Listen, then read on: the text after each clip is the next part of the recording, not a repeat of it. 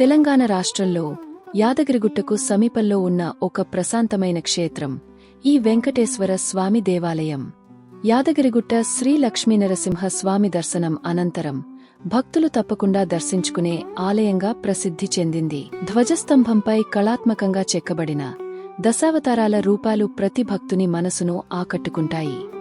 భక్తుల సంకల్పాన్ని స్వామివారి సన్నిధిలో భక్తితో విన్నపించుకుంటే ఆ సంకల్పాలు తప్పకుండా నెరవేరుతాయని ఇక్కడి ప్రజల విశ్వాసం.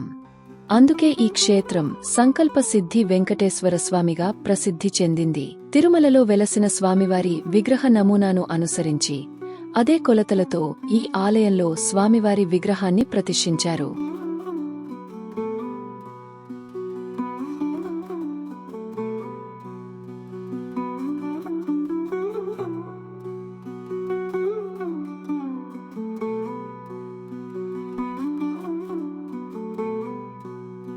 ఇదే ఆలయ ప్రాంగణంలో నెలకొల్పబడిన భూవరాహ స్వామి వారిని కూడా భక్తులు దర్శించుకోవచ్చు. ఈ ఆలయం యాదగిరిగుట్ట శ్రీ లక్ష్మీనరసింహ స్వామి ఆలయం నుండి సుమారు 20 కిలోమీటర్ల దూరంలో గల రేణిగుంట అనే ప్రాంతంలో ఉంది.